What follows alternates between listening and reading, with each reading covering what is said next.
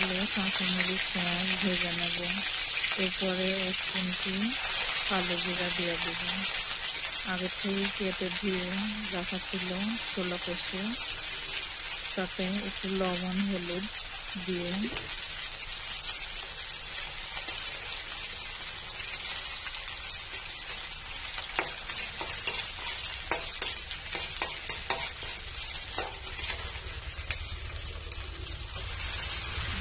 এখন কড়াইতে ঢেলে দিব। কিছুক্ষণ নাড়াচাড়ার পরে আবার ঢেকে দেব।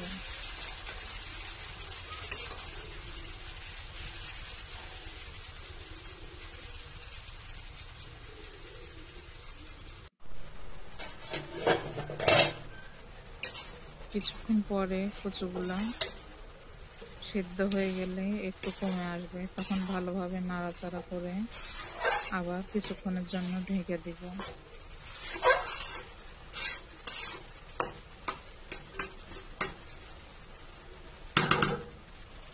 ছোলা কচু ভাজা অনেক মজার একটা খাবার।